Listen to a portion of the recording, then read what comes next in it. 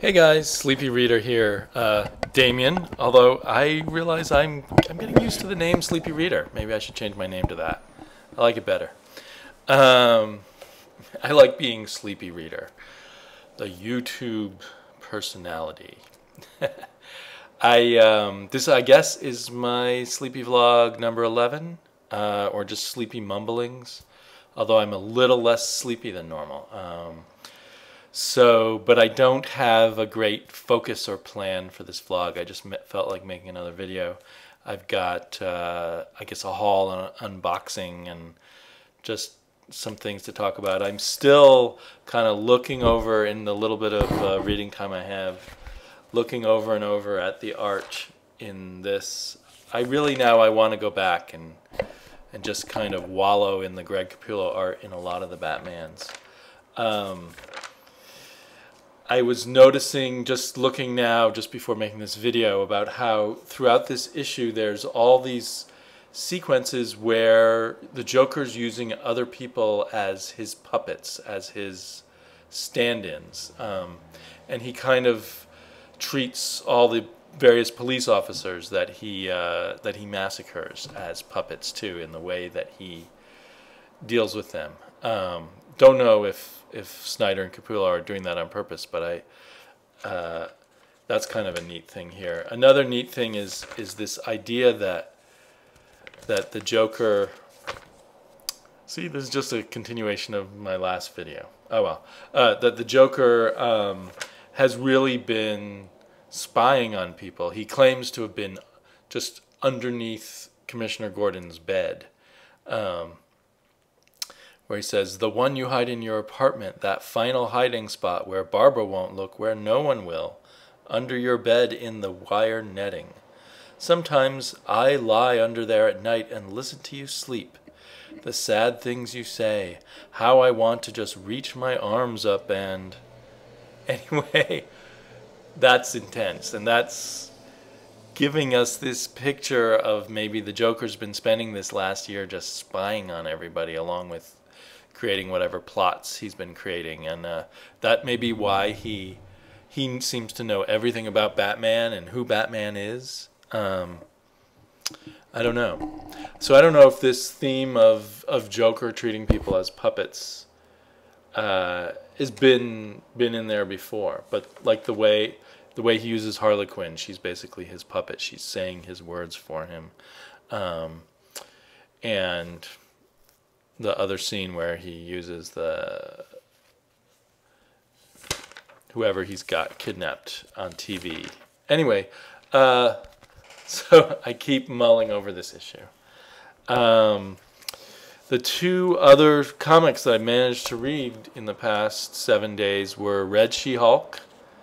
Well, actually 3 other comics, because I read Red She-Hulk, which is a really sad addition to the Marvel Now. Has great artwork, which is mostly why I picked it up, and I thought maybe Red She-Hulk would be fun, but it's flat. There's no reason to read the next issue. There's nothing about the character. There's a few interesting tidbits of plot. A new kind of super soldiers being made, and the Red She-Hulk's trying to stop it. And Machine Man has been called in, the old Jack Kirby creation, apparently to confront her. But there's no sense, and especially since this is Marvel Now, you would think there'd be something to hook you in about her character or about some other character in the story, but there's nothing. They just kind of go through the motions, and there's just kind of almost cliched dialogue that, you know, would be what people who don't read comic books would expect to find in a comic book in a way. Anyway, Red She-Hulk's big disappointment. Kind of on the opposite side, I finally got to read the first issue of Xmen Extreme. I'd picked up the first 2 issues after watching some of Brandon's reviews of them. White James Brandon, it being his YouTube name. But issue 1 was really great, really fun. Taking this idea of endless multiple Earths with endless versions of the X-Men and Xavier, and they've done something where they brought together the heads of 100 Xaviers, Professor X's, to teleport a whole dying world into an empty version of Earth. But the act of doing that woke up 10 or a dozen or 20 monster Charles Xaviers on other worlds. And so these small handful of X-Men from different realities are now going to travel around through the realities and try to kill these monster Xaviers. And our main point of view character is actually Dazzler. But they make you like Dazzler. She's kind of this cool, making jokes about herself, one-hit wonder rock star who carries around a guitar with her so that she can make her music, which she can then turn into her power, because she turns sound into some kind of energy beams. And we get Nightcrawler as some sort of goofy teenage kid from high school or junior high school. And anyway, this is really good. I haven't, there's now 4 issues out, so I want to read the other 3, but I'm pretty excited to do it. This seems like it's going under the radar. Maybe it'll disappear soon. Greg Pak, I thought, was kind of a star writer a few years ago, but maybe he's not focusing on comics so much now. I'm not sure. But very good comic. And then also I read the digital copy that Brandon sent me of Uncanny Avengers, which I thought was good. My original plan was that I would look at most of these Marvel Now things when they came out in trade, and I think, just judging from the first issue of Uncanny Avengers, it will be very good in trade. The first issue just seems like a build-up for something else. It's got interesting art. John Cassaday, to me, is not the ideal superhero artist. He'd be better on something else, but he's still a really cool artist. And Rick Remender's a very good writer and has set things up really well. But it doesn't strike me as a particular jumping on point or anything like that. I've heard everyone's reviews of Avengers versus X-Men, which I hope to get in trade, and you can see how, just from all I've heard about what happens in Avengers versus X-Men, this is a direct sequel of that. And I'm not sure how much sense it would make to somebody who didn't know previously about much of what's gone on in the last few years of X and A history. But who knows? So, yeah, I guess I'm doing comic book reviews in my blog. Whatever. You may remember previously that I, in one of my hauls from In Stock Trades, I got this showcase of Legion of Superheroes, hoping to read it with my daughter.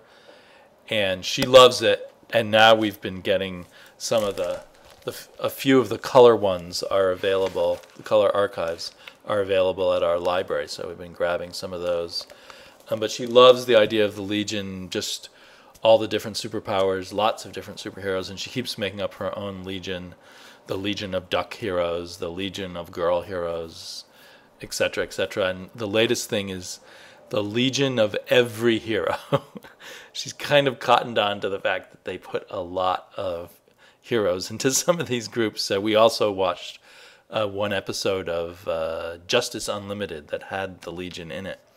And Justice Unlimited is kind of a Legion of Every Hero. And that makes me think of, I was hearing some promo stuff for the upcoming Avengers, and between the Avengers and the X-Men, it's kind of like a Legion of Every Hero. There's the upcoming X-Men is going to have a roster of 24 superheroes, and then there's going to be the new X-Men, which is going to be the Illuminati, It all sounds very interesting, but there's something when you're a kid that's so cool, the more superheroes, the better. But mostly as an adult, I like books that focus on just one superhero. Although I think that Jonathan Hickman might make the Avengers interesting. We'll see. But yeah, the very first comic book I ever bought, I remember I had 25 cents, and there was a spinner rack, and I was searching through them all, trying to decide which comic book had the most superheroes in it. Part of me wanted to really get a Conan. I had no idea who Conan was. I'm not sure I had much idea who any of the superheroes were either, maybe in the vaguest sense. But I picked up an Avengers that had the Avengers and the Fantastic Four on the cover because it had the most superheroes. And it seemed like that's still a driving force in comics, that put a lot of superheroes in a comic book and it will sell well, even to us grown-ups. Some thrill of lots and lots of superheroes. I'm not really sure why. And I don't think that's for me. I get the Justice League Dark mostly because of a few of the heroes in it, and because I'm interested in the Dark and I'm interested in Jeff Lemire. Earth 2 has sucked me in a lot. How it will work, as I kind of enjoy it as a panorama of the superhero world on Earth 2 as opposed to a group book. If it becomes all a group book, maybe I'll like it less. But yeah, even, and I get Demon Knights. So I get some of these group books, but I'm not really that into the group books, and kind of wish they had less characters, if that makes sense. Okay, so I got another haul from In Stock Trades. I think I'm pretty much an In Stock Trades addict at this point. I just need to slow myself down so I don't spend too much money, but I'm saving so much money. Getting $90 worth of comics for $50 or such. Yeah, so I got another haul. One thing for my daughter was this Moomin's Winter Follies. I don't know how many people, at least in the U.S., know about the Moomin Trolls. I think they're quite popular in England. At least I have a sister who lives in England, in Nottinghamshire, and she and her kids all loved reading Moomin Troll books. And I don't know, I think it was also a newspaper comic strip, and I don't know if it came before or after the Moomin Troll books. But anyway, my daughter likes these, and I might get more. They're a little pricey, $10 for this very slight book. But on In Stock Trades, I think it was $6 or $7, so that's not so bad. And then they're not really trades, but they're selling them on In Stock Trades. They're selling a whole bunch of Dark Horse Presents, and I think they are about half the price. Let's see, what is the cover price? $8, and I got these for about $4.20. So yeah, and I am a huge fan of Nexus, and I probably should just wait till the short versions of Nexus in here come out in their own book, but I couldn't wait. So I got Dark Horse 14, Dark Horse Presents, wait a second, 16, hopefully I got all of them, Dark Horse Presents 15, great covers, these are quite chunky, anthology, but I think most of them are, there might be a few one-shot stories in there, but most of them are continuing serialized stories. So, 3 or 4 issues worth of each individual story would equal a whole comic book. I know that Oddfellow Thoughts has talked about them in the past. I don't know if he's still getting it. Issue 12. I think I got all the issues that have Nexus in them. That was my plan. And issue 13. So 12 through 15, I think. And then I got the first trade of Hell Yeah, by Joe Keatinge. It looks pretty good. I think it's about young superheroes in a multiverse. So I'm looking forward to reading it. Another one of the really inexpensive Image comics. Then I got this from Dark Horse, is City of Others by Steve Niles and Bernie Wrightson. Basically what inspired this was Frankenstein Alive. Steve Niles and Bernie Wrightson are doing that, and that's amazing. The art in here is good, but it's not at the level of Frankenstein Alive. So we'll see. Still, it seems worth getting. Steve Niles is a good writer also, and it's still very good art. It's just not at the mind-blowing level of the Frankenstein book. So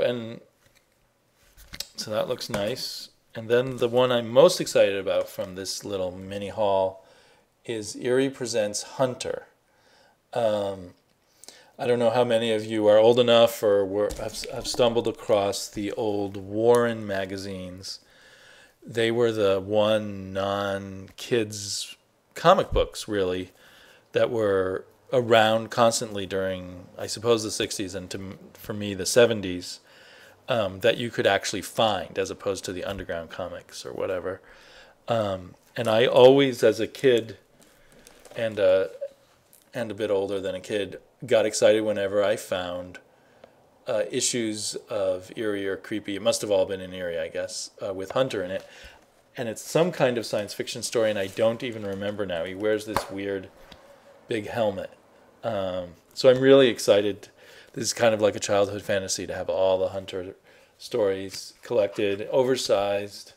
I like this kind of hardback cover that instead of a dust jacket has all the cover stuff just on the hardback. So that's very cool. So yeah, I'm very excited about that. I'm already thinking about more stuff I want to buy from in-stock trades. And one of which is this monster, which I got out of the library, but I would like to own it. I think it's the complete Walter Simonson run on the Mighty Thor in one oversized hardback. I believe the pages are slightly bigger than the original comic books, which is part of why this is so tempting. But how do you hold it to read it? It must weigh 10 pounds. There's like 1,100 plus pages in here, like 1,150 pages. It's just crazy. But for books I really like, I really do crave a sort of oversized, reprinted on glossy paper editions. I really want all Jack Kirby stuff this way. I'd like to own the originals plus have this to read. But especially, reading comes first to me over collecting. So especially to have this to read. So I may buy this from in-stock trades. I think it's about $70. Well over $100 list price. I don't know if I can find the list price. $125 list price. Even at $125, it's hard to spend that much all at once, but it's worth it for like 50 issues. So whether to do this, it'd be nicer to have it broken up maybe into 3 hardbacks. Yeah. And I've got a haul, or another haul, an unboxing, I'm afraid. Usually I hate unboxings, but this is my first order from a comic book company called Fearless Readers Online. And I heard about them in a video by Travis. And I finally made the move when one of their specials was a something called the Spirit Yearbook, which I think it will be a hardback color reprinting of some Prime Spirit comics. I'm hoping that's what it is. And since I was ordering that, I ordered some other things I wanted, some older Avengers, and some other things I don't remember what they were. Some Avengers from the 70s, early 70s, the ones that I really would like to collect. So Fearless Readers sells all their kind of modern comics for $1. They're just all $1. And then they sell all their Silver Age comics for $5. So I got a mix of Silver Age and the modern comics. But the focus for me was getting that Spirit hardcover and getting the Avengers from the Roy Thomas, John Buscema era, from the I believe the very early 70s or the late 60s. So this is kind of a cool box they've got here with handles. They've got packing peanuts. One thing about Fearless Reader, as opposed to, say, Nucadia, is their shipping rates are confusing. And if you buy 100 comic books at once, you get free shipping. I think it's 100, yeah. But I didn't do that. But I was on their mailing list, and I got $5 off shipping. So I think the shipping cost me $5. So there's the Spirit book. It's huge. It's a nice dimension, and is in good shape. Hopefully it will have, from a first glance, it looks like it does have some of the more classic Spirit issues. The paper is not the glossy kind of paper, but it's the thicker acid-free paper.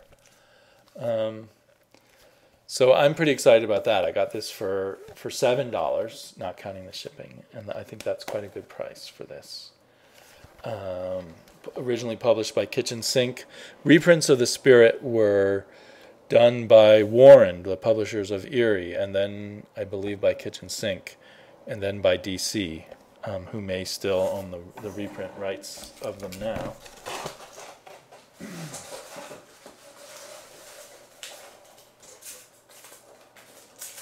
And here's the rest of the regular size comics.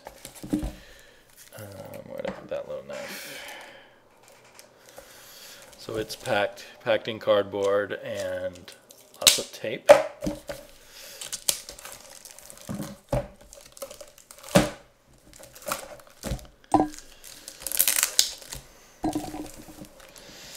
I promise I won't do too many unboxings. I think the very first video I ever did was an unboxing, but since then I've lost interest in doing unboxings. I guess the only interest here is just that this is my first time. I just received these, and it's my first time working with Fearless Readers. So they include a receipt and a thank you.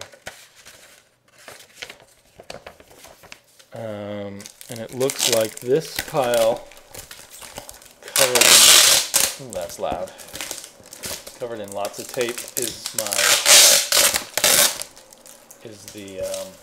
the modern day comics I ordered. I guess I ordered a Batwoman #1, got that for $1. For those of you worried about missing #1 issues, eventually you'll be able to get them for $1. I love Batwoman, but I guess I read the first few issues digitally, which is really a waste given how beautiful the layouts of Batwoman are. So these are not bagged and boarded there. So all, however many issues these are stuck in one bag, so I'll have to rebag them. They look in good shape. I got Batwoman #1, Batwoman #2, and #3. So that's great. And I think I do have #4 and up, so that's perfect. And now I will be able to enjoy all the artwork the way it was meant to be on the page of a floppy. I don't know, I've been collecting Dreadstar or recollecting Dreadstar. It looks like this might be a reprinting of The Price, which I already own. I'm not sure. If it is, The Price was originally in black and white, and this looks to be in, so it might be a colorized version of the very first Dreadstar, which was a short graphic novel called The Price. So yeah, I think that's what this is. Well, that's an interesting addition to my Dreadstar collection. And then just because I was curious about Bill Willingham's early work, the author of all those Fables books, way back when he did a superhero group called the Elementals for one of the many smaller comic book companies that used to be around, and he wrote and drew it. So I think he was trying to be like the X-Men and like John Byrne back then. So it'll just be fun to read a few Elementals again for $1. This looks like Elementals number 1, number 2.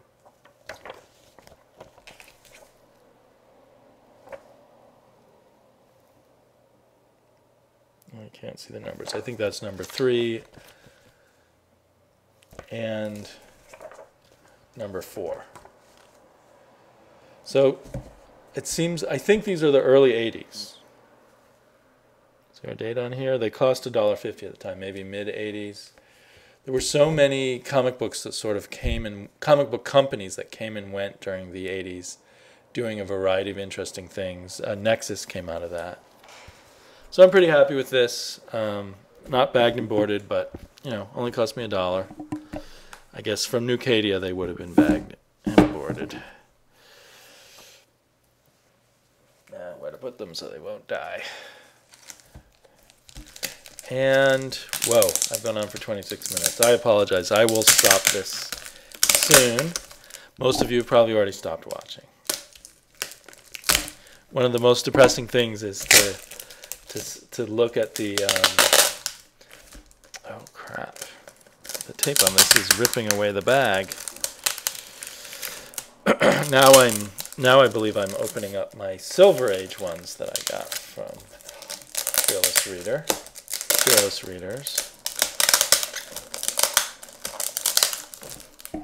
Dang.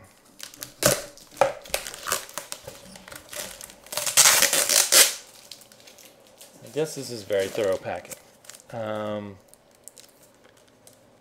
They're all in one bag too. I don't know if it...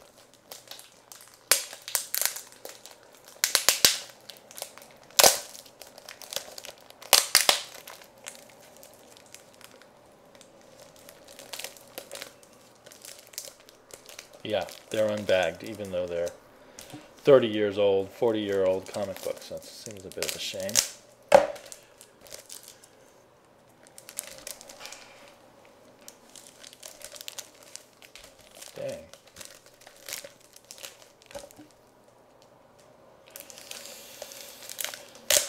Dang. Maybe a new low in boring videos. So, Avengers 77.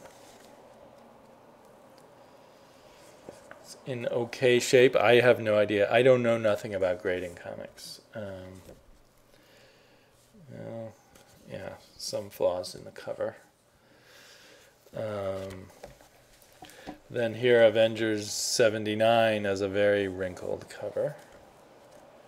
I guess, for $5, they're reader copies. Yeah, the wrinkles continue halfway through the comic book. Wonderful John Buscema artwork. Number 80 with Red Wolf. It's most recently seen in the pages of Scarlet Spider, I believe. A member of the Texas Rangers. Some people might have thought he was a brand new superhero, but he's a very old one. Avengers 81.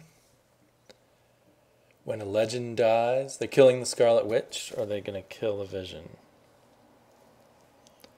Don't worry whether the Scarlet Witch is dead or not, Vision, because in just about 1 second you're going to join her. Yeah, and this is from 1970, so 42 years old. And Avengers 82. So even though one of these anyway is not in good shape, the rest seem in pretty good shape. So, and I think that if I went to my local comic book store, I'd probably pay more in the range of $12 for these, maybe. And here, oh, I just grabbed a Tony Daniel Batman, just to read one Tony Daniel Batman after a sort of discussion in comments that I did with Minutia Minute and a few other people on whether or not Tony Daniel is totally awful. So I thought, well, I'll try this totally awful person because the covers look good. He had to be there. Oh, and Batman 0. Batwoman 0. So glad I got this too. So now I feel like I have a complete New 52 run of Batwoman, which is excellent. Okay, guys, sorry if this ran so long and didn't really go anywhere. I've been watching a lot of people's videos. I'm subscribed to like 250 channels, I think, although a lot of them are not that active. But I tend not to have the time to watch other people's long hauls or where they just show a lot of covers from their collection and such. So when I have time, I do like to watch those too. But I mostly am in a position of listening mostly to what people say. So I go more for the reviews or the more vlog kinds of things. So I'm trying to watch you all. Let's see. I have a little history here. Recently, I have watched Dakin Howlett, Rowdy R.